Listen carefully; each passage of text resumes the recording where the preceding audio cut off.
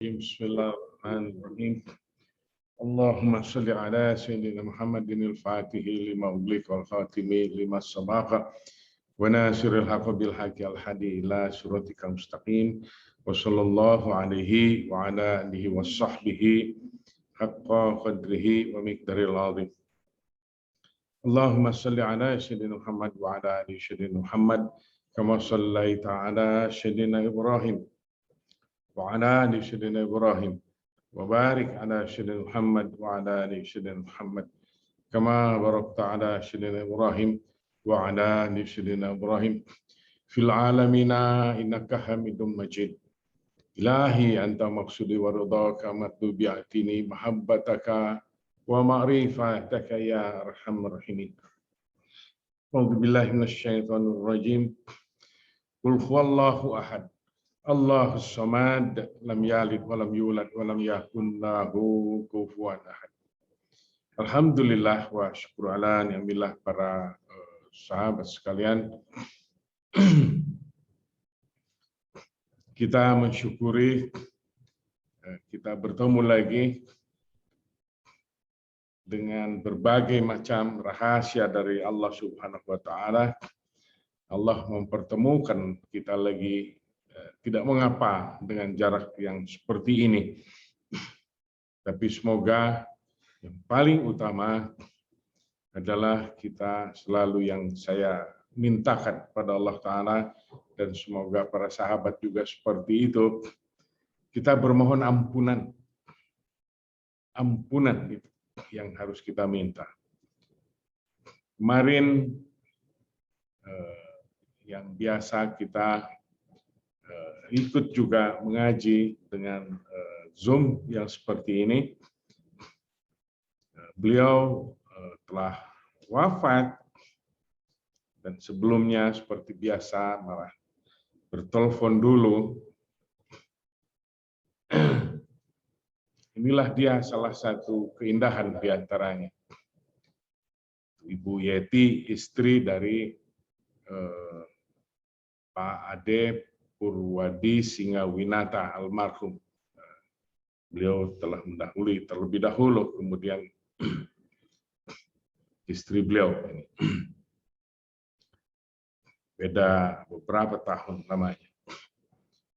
Para sahabat sekalian, semogalah pengajian kita juga ini, doa ini, atau semoga pahala ini juga disertakan untuk sahabat-sahabat kita yang telah tiada. Entah itu ibu dan bapak kita, saudara, keturunan kita, daripada persalik semuanya juga, kerabat, bahkan doakan tetangga-tetangga kita agar semuanya diberikan pahala-pahala ini. Baik para sahabat sekalian, kemarin saya ada, semoga itu bisa kita lakukan. Seorang sahabat ingin berijazahkan zikir, dan kebetulan kemarin sore juga hingga maghrib saya berbicara juga tentang salah satunya seluk-beluk tentang ilmu zikir kita. Baiklah para sahabat sekalian, seperti khususnya di dalam thariqah kita, Qadiriyah wa Naqsabandiyah, zikir kita atau kita melakukan zikir itu adalah yang paling utama, karena itu nyawa sebuah peribadatan. Jantungnya peribadatan itu adalah zikrullah. Bukan ritual-ritualnya harus begini dan begitu, sekalipun itu memang yang sangat harus kita patuhi.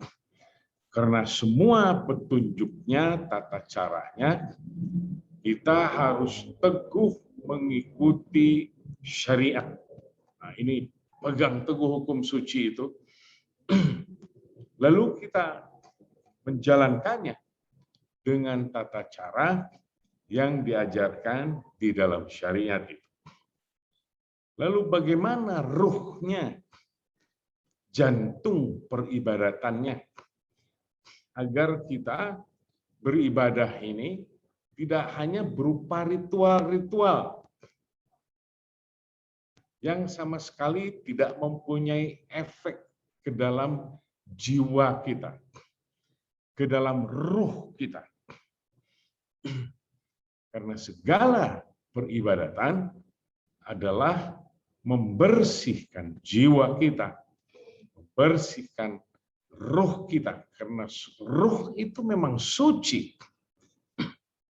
Dan ruh itu adalah kualitas istimewa dan hakikat yang sangat tinggi yang Allah menurunkannya ke alam musyahadah. Nah, ini pegang teguh dulu itu. Alam yang nyata, alam yang terlihat oleh kita. Lalu ada di dalam tubuh kita, menghidupi kita, ruh yang jiwa itu di dalamnya nanti akan kembali. Apakah terkotori selama itu ada di dalam jasad kita?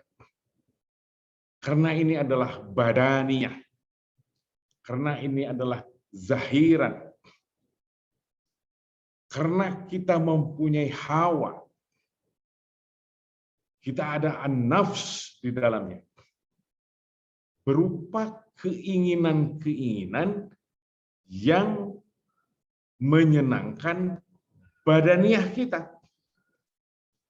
Termasuk menyenangkan jiwa kita. Inilah dia yang menjadi jiwa itu kotor dan ruh itu juga kotor. Baik, para sahabat sekalian. Allah itu sangat mengetahui sesuatu yang rahasia yang ada di dalam hati. Bahkan yang paling tersembunyi.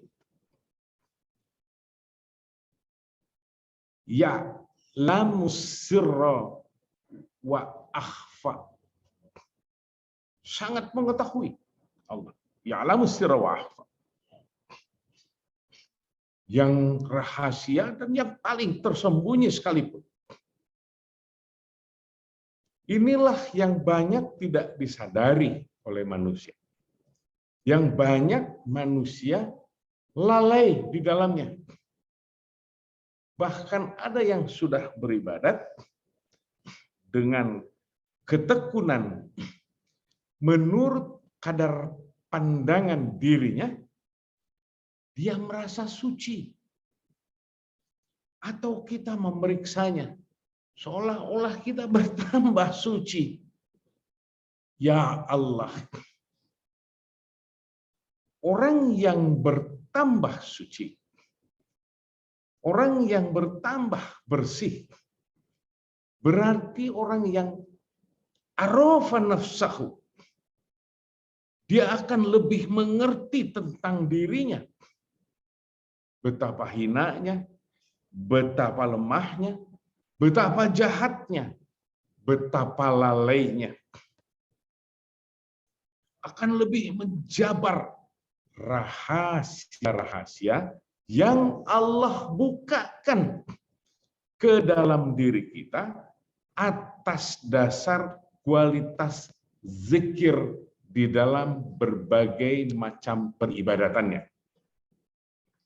Baik, sahabat sekalian.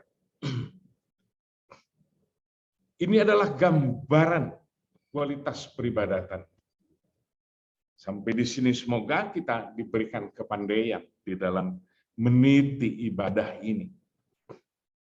Meniti jalan kesucian ini. Jalur ilmu kesufian ini. Di dalam tasawuf ini.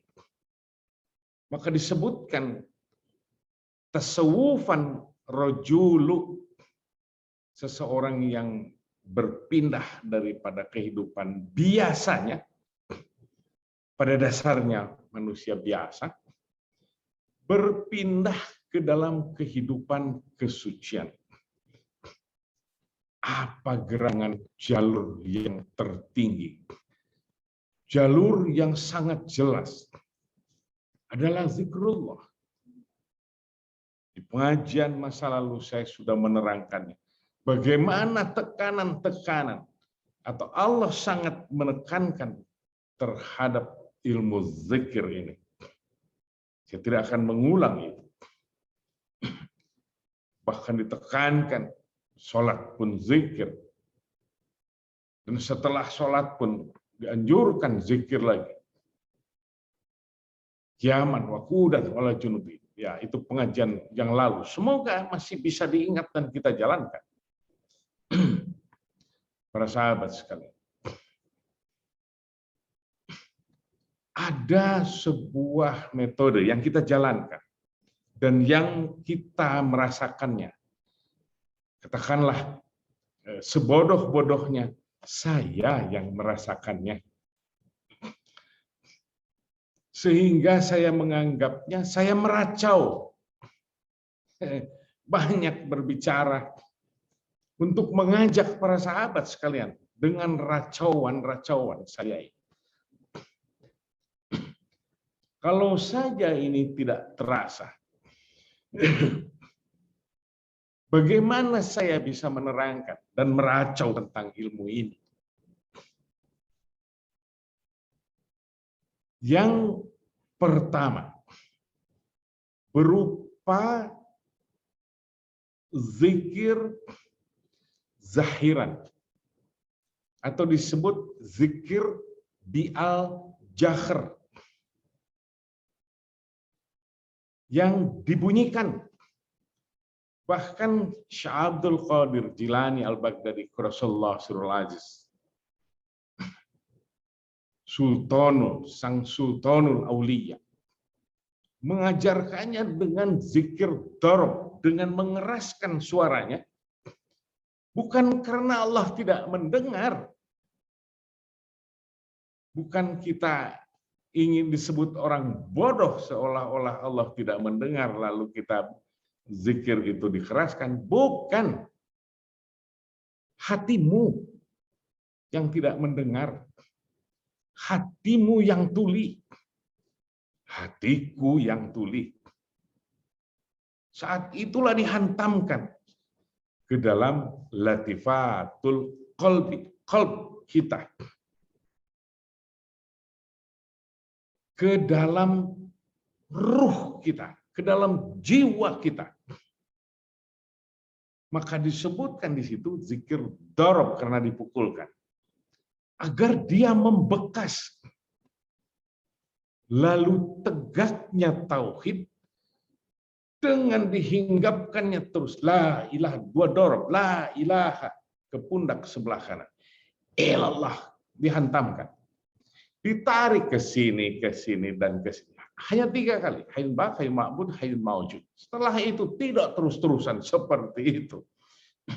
Ada yang 3, 5, 7. Nanti sebagai penutup disebut zikir lam nafi isbat. Memang lam ini kedudukannya lam nafi isbat di dalam kalimat la ilaha illallah itu. Tetapi zikir darab itu yang paling tidak di dalam thariqah kita 165 kali banyaknya. Di dalam thariqah Naksabandiyahnya, karena ini diambil dari thariqah Qadiriyah, dari Syekh Abdul Qadir Jilani. Di dalam Naksabandiyahnya, saya berulang-ulang kali pergi ke Uzbekistan, bahkan saya mengijazahkan thariqah di sana. Ada beberapa imam di makam sana yang diijazahkan thariqah. Ternyata di sana itu ada yang didorobkan, ada yang tidak didorobkan. Ada bi'al jahr, ada yang biasa saja pelan-pelan. Ada. Tidak mengapa, karena itu metode. yang saya merasakannya. Dorob yang dihantamkan itu, yang disuarakan itu, dihunjamkan itu. Sehingga kolbi kita tidak berisi yang lain. Melainkan hanya zat Allah semata. Termasuk menyingkirkan kelalaian dan berbagai macam keinginan-keinginan. Agar semua bertaut dengan Allah Subhanahu wa Ta'ala. Barulah cahaya itu akan terasakan. Rahasia-rahasia itu terbukakan. Yang paling dekat, wallahu alam, para masyayikh yang lain, yang paling dekat, itu pun kalau Allah membukakannya. Jangan dibilang dengan zikir gini, lalu maka akan otomatis akan begini. Jangan berbuat kurang ajar kepada Allah Ta'ala. Semua kita bersemangat zikir pun, sadarlah wahai manusia. Itu digerakkan oleh Allah Ta'ala dan Allah yang memilihnya. Bila tidak, kita tetap bodoh. Jangan menilai-nilai ilmu tasawuf dengan berbagai kebodohan. Lebih baik bertanya. Maka dengan seperti itu, bolehlah memakai bahasa. Biasanya Allah membukakannya. Yang paling dekat itu urusan ilmu. Tentang apa? Tentang dirinya, tentang Allah Subhanahu wa Ta'ala. Dan ilmu seluk-beluk tentang rahasia-rahasia itu. Sirra wa akhfa itu yang Allah miliki, bukan punya siapa-siapa. Yang Allah sangat mengetahui. Dengan apa gerangan? Dengan mendekat kepadanya. Dengan mengakrabkan kepadanya. Itu zikir di al-jahr.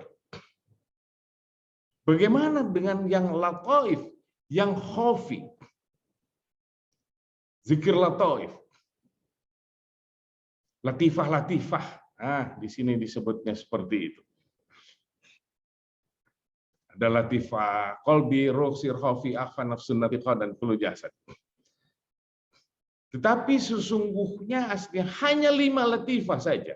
Qalbi, ruh, sir, khafi, dan akhfa. Qalbi, ruh, sir, khafi, dan akhfa. Sudah. Kemudian berkembang. Ada latifatun, nafsun, natiqah, dan qalat. Di ubun-ubun. Tetapi itu setelah jauh dari Syekh Bahauddin Shahnaksband.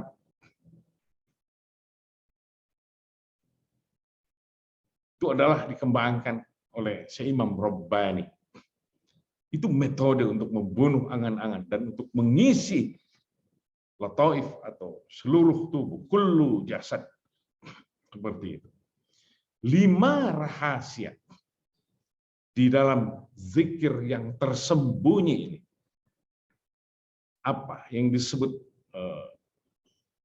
akhfa, yang sangat tersembunyi, sangat terahasiakan. Yang khafi, yang halus, yang tersembunyi. Ini diberikan atau dikerjakan karena sudah tidak dibunyikan lagi. Lidah pun dilipatkan. Diberikan kepada orang yang sudah dianggap kokoh. Maka khususnya di dalam thariqah kita di sini, khususnya dari saya khususnya dari Bogor Baru, suka diawali dengan asror dulu. Ini asror, sirra wa akhfa. Agar terbukalah rahasia-rahasia. Kita meminta kepada Allah Subhanahu wa Ta'ala di dalam zikir asrar ini, maka disebut asrar, jamaknya daripada sir. Agar terbuka berbagai macam rahasia, kita meminta kepada Allah Ta'ala. Disitulah orang bergegas. Disitulah orang yang mendisiplinkan dirinya untuk nyebrang kemana gerangan. Sudah terbiasa duduk lama. Perhatikan orang-orang muda di Banten itu. Banyak yang pandai bersilat. Tidak beribadat seperti orang-orang bodoh. Assalamualaikum warahmatullahi wabarakatuh. Lalu cepat. Lalu zikirnya sembarangan, subhanallah, subhanallah, subhanallah, alhamdulillah, alhamdulillah, alhamdulillah, secepat. Ya, bukan itu. Bukan ritual-ritual yang apakah membekas di hatimu. Inna sholata tanha 'anil fahsya'i wal munkar. Berapa puluh tahun peribadatan kita di usia kita yang sekarang? Adakah hilang kekejian dan kemungkaran dari dalam dada? Maka kebanyakan saat ditalkin zikir asrar untuk diijazahkan, untuk diamalkannya, beroleh restu dari sang mursyid, paling tidak ada yang ditekankannya, satu atau dua keadaan disiplin. Yang pertama biasanya yang ditekankan, janganlah engkau berburuk sangka. Ini dia. Umumnya kepada orang-orang yang beribadah. Jangan buruk sangka, oh si ini ibadahnya begini dan begitu. Tidak ada urusan kita. Jangan, urus diri kita dulu, pusatkan dulu. Nah, itu di dalam asrar biasanya ditekankan disiplin di dalam dada. Umumnya kepada ahli ibadah, khususnya kepada mursyidnya atau para ahli thariqah. Nah, maka kewajiban-kewajiban ini segera kita harus mencari seorang mursyid yang prima, yang sangat mengerti seluk-beluk tentang ilmu pengetahuan, khususnya ilmu zikir ini, yang dapat merubah jiwa-jiwa yang kotor itu ke dalam cahaya. Merubah jiwanya yang tadinya pandai berbohong, paling tidak jadi berkurang. Yang terus berburuk sangka sampai tua. Mereka menilai-nilai orang lain, bukan menilai dirinya. Naudzubillah, summa naudzubillah. Apalagi menilai-nilai gurunya. Naudzubillah, summa naudzubillah. Semoga Allah mengampuni orang-orang yang seperti itu. Berhati-hatilah para sahabat sekalian. Sangat tidak diperlukan yang satu itu ada bercokol di dalam hati kita. Maka hajar dia dengan zikrullah agar hati kita seperti itu.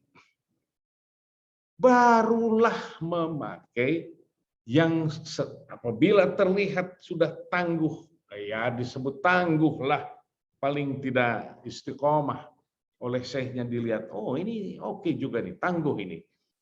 Lalu dikatrol, lalu diangkat dia. Kau amalkan ilmu thariqah ini. Masuk ke dalam zikir di al-jahar dan latifatul qalbi. Ada yang sekian lamanya di dalam latifatul qalbi. Baik, karena waktunya sudah mepet, saya terangkan. Kaifiatnya beda lagi.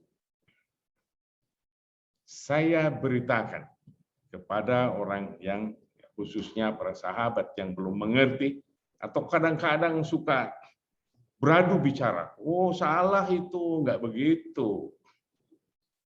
Zikir latif itu ada hitungannya, kan itu 5.000. Kan dihitung itu. Harus memakai tasbih. Ada yang hanya menggerak-gerakkan telunjuknya, diketuk-ketukannya di lututnya saat sedang berzikir. Benarkah? Benar. tapi hatimu masih berbagi. Ini untuk orang awalan, orang awam yang baru masuk ke dalam zikir tarekat. Bukankah lidahmu engkau lipatkan bahwa tidak ikut campur lagi jalur arah lisan ini? Dan bukankah saat engkau tempelkan lidahmu terlipat itu mematikan rasamu agar seluruh tubuhmu dalam tanda kutip mati sudah tidak teringat lagi, yang hanya adalah hatimu yang berhubungan dengan Allah Subhanahu wa taala. Bukankah saat engkau dalam keadaan sakaratul maut, daya fikirmu saja sudah dikurangi, sudah diambil oleh Allah Ta'ala. Tetapi hati yang harus terus. Saya pernah mendengar dari seorang sahabat. Saya katanya, orang bilang saya disebut mati suri atau bagaimana. Ternyata saya masih ingat, saya. Orang membicarakan saya, ada berbicara kepada saya. Seorang sahabat, Teguh namanya. Sahabat saya. Seperti itu. Dia berbicara seperti itu. Maka hitungan-hitungan tadi untuk orang yang awal boleh. Kesananya berupa waktu. Karena hati sudah tidak boleh terbagi dengan, terbagi dengan hitungan berapa ini. Tahukah sahabat sekalian, bahwa hitungan angka 5.000 di dalam Latifatul Qalbi penuh dengan berbagai macam keluh kesahmu. Kalau tidak mengerti, bertanya cepat. Agar jangan berlaga tahu lalu mengajarkan kepada orang lain, begini dan begini dan begini. Tidak begitu. Tidak begitu. Bertanyalah. Keluh kesah, baru 1.000, cakap lagi hati. Sedangkan itu ada di dalam, sedang masuk ke dalam Latifatul Qalbi. Wah, masih 3.000 lagi nih, masih banyak ini, masih jauh ini. Allah, Allah, Allah, Allah. Waduh, baru berapa ini? Dihitung lagi, terbagi lagi, pikiran lagi. Tidak begitu. Awal boleh untuk disiplin. Untuk pelajaran orang-orang sangat awam dan awal, boleh diawali dengan itu. Dan biasakan itu. Karena itu adalah benar untuk pejalan awal. Lalu kesananya sudah tidak peduli dengan hitungan. Jangkau waktu yang lebih panjang adalah lebih baik. Sahabat sekalian, ada sebuah rasa yang Allah sedang memberikannya, kenikmatan itu berbeda-beda. Baik, cakap hati yang lain apa? Ya Allah, kemarin aku berzikir, betapa nikmatnya ya Allah. Nyamannya sebuah rasa yang kurasakan. Karena kuikuti Syekh Ahmad berbicara begini, maka aku beroleh kenyamanan. Tetapi besok dia mencari lagi kenyamanan itu. Kemarin nyaman, sekarang kurasakan mana kenyamanan itu. Coba terus dicarinya di dalam zikir qalbi ini. Allah, Allah, Allah. Kenyamanan itu tiada datang. Lalu bertanya kepada Syekh, aku ingin yang seperti kemarin begini dan begitu. Aku merasakannya begitu nyamannya itu. Aku berzikir dengan keadaan seperti itu. Tapi tadi malam aku cari, tidak ada, aku tidak merasakan kenyamanan itu. Lalu Syekhnya menjawab. Saya menjawab karena ada sahabat yang berkata, engkau mencari Allah Ta'ala, menyebut Allah Ta'ala dengan ikhlas, atau kamu mencari kenyamanan diri? Ini juga salah satu tipuan-tipuan ghurur di dalam peribadatan yang sangat tinggi ini. Mengapa seperti itu? Karena syaitan tidak ridha. sampai dia tersingkir yang lain di dalam keadaan apapun. Baik, ini berupa riyadah dan mujahadah. Menyingkirkan sesuatu dari dalam hati, cakap-cakap lain, rasa-rasa lain yang mengganggu saat kita sedang bersamanya, menyebut-nyebut namanya Allah Subhanahu wa Ta'ala. Di sisi yang lain, sahabat sekalian, ada kita di dalam kehidupan keramaian. Di dalam keramaian sedang ngobrol dengan para sahabat, dengan bersatu, dengan candaan-candaan, dengan bercerita tentang apapun namanya, karena banyak, lebih dari 2-3 orang mungkin. Ada sesuatu kualitas yang lebih dari menyingkir tadi. Saat kita di kesendirian mencari sesuatu yang kenyamanan untuk diri. Bagaimana gerangan di keramaian seperti itu? Seorang penzikir yang sedang berbaur dengan manusia lain, tetapi dia takut akan hatinya terlepas dari Allah Subhanahu wa Ta'ala. Maka dia menarik diri. Kalau yang tadi, dia menghindar dari cakap-cakap dia. Ini sedang bercakap-cakap dengan makhluk lain, tetapi kita menarik dirinya hanya kepada Allah Subhanahu wa Ta'ala. Ini jarang disadari dan jarang dilakukan. Semua kebanyakan manusia hanyut dengan obrolan itu. Lalu kita tidak berzikir, para sahabat sekalian. Sehingga hanya zat Allah semata yang harus kita pegang. Terus tidak mengapa mengarungi kehidupan ini. Terus tidak mengapa karena kita masih hidup. Terus menyerahkan diri. Daya serah kita kepada Allah Subhanahu wa Ta'ala, sahabat sekalian, kalau sudah Allah yang ada di dalam hati kita, taqarrub ilallah, maka disebutkan, ada di dalam disebut latifatus sirri tadi, yang sangat terahasiakan, sangat halus dan terahasiakan. Maka diisi dengan akrab dengan Allah Subhanahu wa Ta'ala. Karena akrab dengan Allah Subhanahu wa Ta'ala yang maha empunya segalanya, pemilik berbagai macam rahasia-rahasia apapun, dan pemilik pemberi yang maha kasih sayang apapun, dia akan merasa senang dan bahagia di dalam zikir itu. Tiada keindahan dan kesenangan lain berbanding dengan kesenangan-kesenangan dunia, karena ini adalah dunia dan kekal nanti di akhirat bersama dengan Allah Subhanahu wa Ta'ala. Maka ada salah satu disebut sirra wa akhfa tadi, para sahabat sekalian. Dia tenang, dia tidak berpikir tentang sesuatu. Karena nyaman, Allah itu pemilik segalanya, dan Allah akan memberikannya kepada kita. Segala yang dibutuhkan oleh kita, termasuk yang bukan pengetahuan kita, bahwa itu sesungguhnya kita butuhkan. Allah menghibahkannya. Fahuwa hasbuhu. Pegang teguh ini, persahabat sekalian.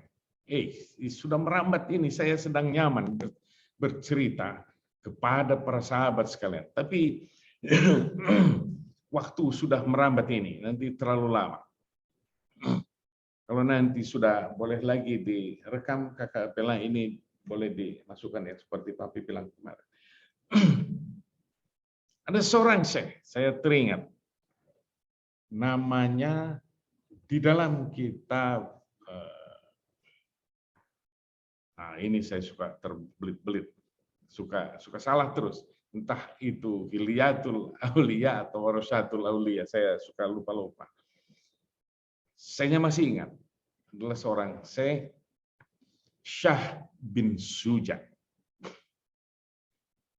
Itu disebut nama negerinya Kirmani. Apakah itu negeri yang saya lewati kalau saya dari Bukhara mau ke Samarkand? Di perjalanan itu ada sebuah kampung namanya Karman di sana. Apakah ini kampung ini? Lalu saya bertanya, apakah ini sebuah perkampungan? Tapi Karman yang ada tulisan di situ, saya tidak melihat penduduk banyak karena Uzbekistan itu datar seperti itu. Dan saya sering melewati situ. Setiap saya ke sana pastilah itu terlewati. Saya melihatnya. Nyaris seperti tidak ada penduduk. Wallahu alam, sekarang saya sudah beberapa tahun lalu, tapi tidak terlalu lama juga, tidak lewat situ. Itu jarang penduduk di daerah sana. Tapi saya sempat bertanya kepada seseorang juga di sana. Dia bilang, apakah ini ada pemukiman? Ini permukiman tua katanya. Lebih dari 1000 tahun yang lalu ini banyak di sini dan banyak orang-orang alim. Oh, saya bilang, apakah dari sini? Wallahu a'lam. Apakah ada negeri Kirman di tempat lain? Saya tidak tahu. Nama syekhnya adalah Syah bin Suja. Ada anak laki-laki dan putranya itu ada yang perempuan. Putri, ada yang laki-laki, putra ada yang putri. Yang putri ini sudah beberapa disebutnya petinggi atau pangeran melamar anak ini. Tapi Syekh ini selalu membuat alasan. Tolong katanya, berikan aku waktu 3 hari lamanya. Dalam 3 hari itu berkunjung terus. Setiap masjid itu didatangi. Lalu beliau melihat seorang guru sufi. Lalu ditanya oleh Syekh Syah bin Suja ini. Hei, wahai engkau, katanya seorang guru sufi, apakah engkau sudah menikah? Oh, belum, saya katanya. Maukah engkau kunikahkan dengan anakku? Padahal sudah dilamar, pangeran melamarnya. Maukah engkau menikahi anakku? Ah, kata Syekh Sufi ini, aku orang miskin. Aku orang yang tidak mempunyai apa-apa. Bagaimana seseorang akan bisa kunikahi sedangkan kehidupanku seperti ini? Tidak, yang penting apakah engkau mau atau tidak? Ya, kembali katanya, aku seperti itu. Hartaku hanya 3 dirham atau apa? Saya lupa, 3 dirham. Tidak mengapa, katanya.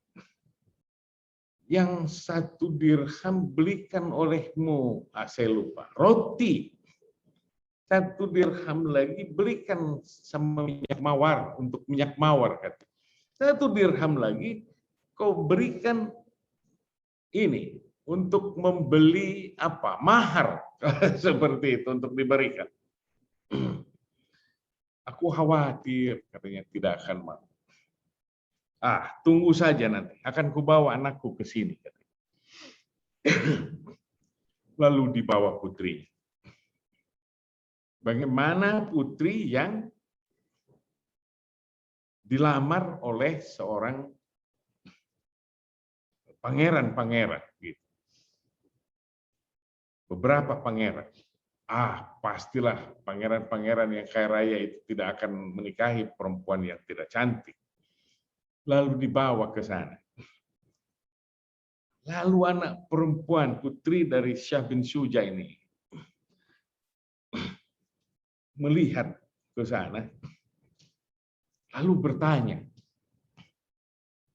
Syekh, katanya, kepada guru sufi ini. Apa itu? Katanya. Itu roti kering yang dari kemarin, katanya. Untuk makan hari ini. Kusimpan gitu. Itu roti yang kemarin untuk makan hari ini. Wajah anak perempuan itu berubah. Lalu kembali meninggalkan tempat itu. Kata guru sufi ini, sudah aku yakini. Pastilah dia melihat orang miskin seperti aku, dia tidak mau. Lalu setelah itu, guru sufi ini bertanya, perhatikan katanya, anak itu seperti itu, meninggalkanku, langsung pergi dan tidak suka, mungkin karena lihat kemiskinan. Lalu ditanya, apakah engkau melihat yang seperti itu? Ayahnya bertanya. Tidak, kata anak perempuan itu kepada Syah bin Suja, ayahnya, seorang syekh besar, seorang waliullah. Bukan ayahku, katanya. Engkau telah bicara kepadaku akan dinikahkan dengan orang alim. Ternyata aku lihat hanya orang yang seperti itu saja. Katanya orang alim. Loh, mengapa nak seperti itu? Aku perhatikan, katanya. Aku kira dia orang alim. Kalau orang alim itu percaya dan yakin kepada Allah Ta'ala. Bukan menyimpan roti kemarin dan besoknya takut tidak makan sehingga disimpan untuk hari ini. Kagum. Aku dipingit oleh engkau 20 tahun lamanya, katanya. Dipingit hanya untuk dinikahkan dengan yang sekelas itu. Hebatnya itu putri seorang auliyaillah.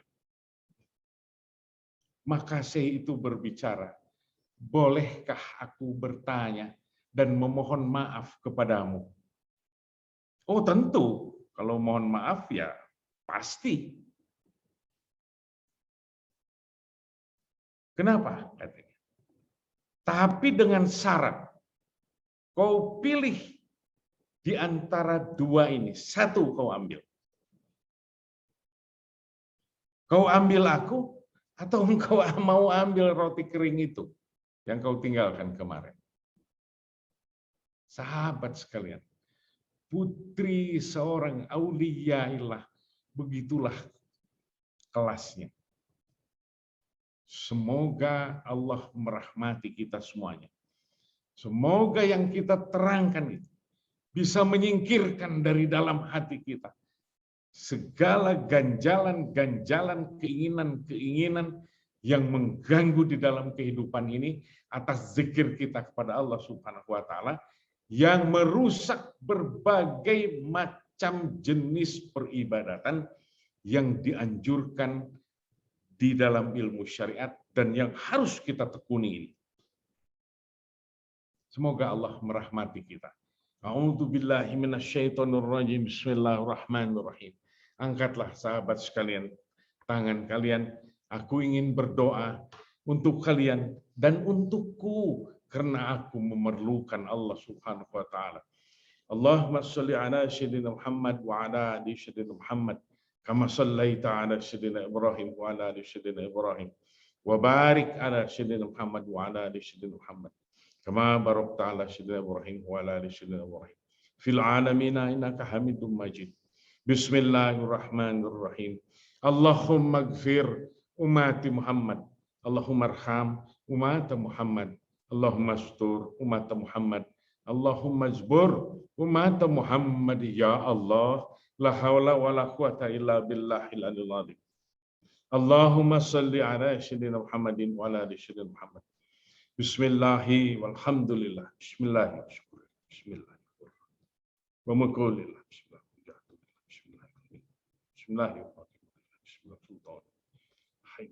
Bismillahi. Bismillahi. Bismillahirrahmanirrahim. Bismillahirrahmanirrahim. Bismillahirrahmanirrahim. Ya Allah, Rabbighfir lana wa liwalidayya warhamhuma. Rabbighfir lana wa liwalidayya. Rabbighfir lana wa liwalidayya. Bismillahirrahmanirrahim. Allahumma bisultanil azim wa bil manil qadimil wajhil karim wa lil kalimatit tammati wa da'wati mustajabati kal hasan wa husaini min anfusin haqqi ainil khadarati wa nadhirina wa ainil insi wal jin wa iyakadul ladzina kafaru la yuzlikunaka bi absarihim lamma sami'u dzikra wa yaquluna lama wa ila dzikril alamin wa mustajabul man haq wa risa Sulaiman Daud salamu al-wadudu Zul arshil majid, ya Allah, tawil umri, wasohi ajsadi, waqdi hajati, waqsir amwali, wa auladi, wa habib linnasi ajmain, wa taba'adil adha, wa takullaha min ba'ni Adam alaihissalam. Man kana hayya wa yahiqal khawlu alal khafirin, wa uljal haq, wa zaqal batilu innal batila kan lahu. Wa nunazzilu minal Qur'an ma huwa shifaa'un wa rahmatul lil mu'minin wa la yazidu dhalimina illa khasara. Subhana rabbika rabbil izzati amma yasifun wa salamun alal mursalin walhamdulillahi rabbil alamin. Amin ya Allah ya rabbal alamin. Semoga Allah berkenan menerima ibadah kalau ini boleh Allah berkenan menerimanya sebagai peribadatan kita semuanya. Semoga menjadikan ampunan bagi kita dan bagi para sahabat kita semuanya dimanapun berada, termasuk yang tidak ikut. Semoga Allah merahmati kita semua. Amin ya Allah ya rabbal alamin. Ya Allah, assalamualaikum warahmatullahi wabarakatuh.